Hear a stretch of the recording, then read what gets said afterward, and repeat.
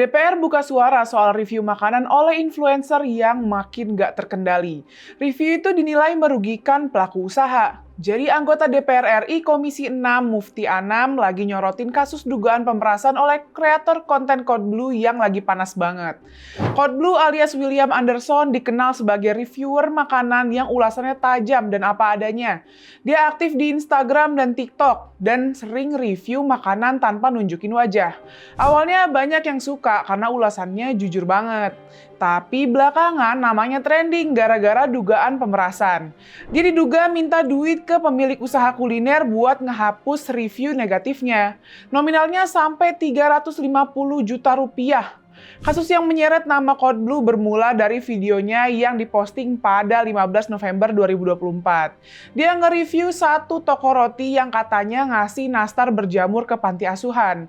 Dia juga singgung dapurnya kotor banget. Toko kue yang diserang, CT langsung ngebantah. Mereka bilang nastar itu bukan dari mereka, tapi dari mantan karyawan vendor maintenance yang bertindak tanpa sepengetahuan manajemen. Setelah rame, Code Blue akhirnya minta maaf lewat video. Tapi masalah belum selesai, justru makin panas. Soalnya muncul bukti chat yang nunjukin Code Blue minta uang buat hapus reviewnya.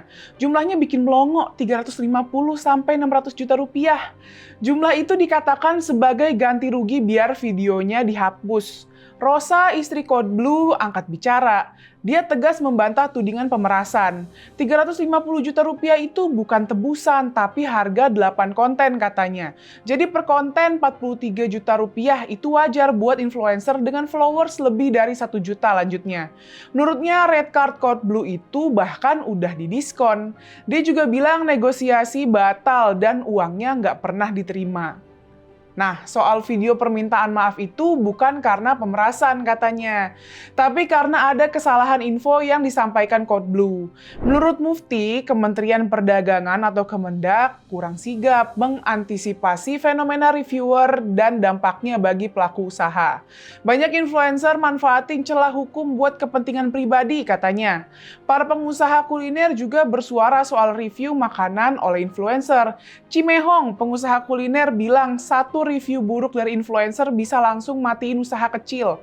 Kalau dibiarkan, mereka bisa seenaknya, kata Cimehong di YouTube Fanny Rose Official.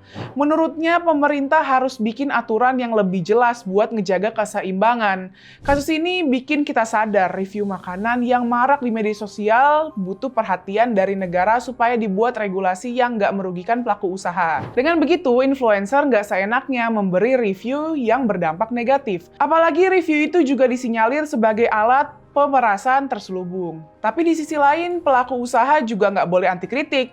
Review yang jujur dari influencer tetap dibutuhkan sebagai referensi buat konsumen. Dan review juga bisa meningkatkan informasi tentang produk yang dijual. Jadi di satu sisi, influencer harus menjaga integritas dan nggak manfaatin celah hukum buat kepentingan pribadi. Di sisi lain, kita selaku konsumen harus lebih kritis dengan konten review makanan yang dibuat influencer. Yuk kita jaga bersama usaha kuliner Indonesia.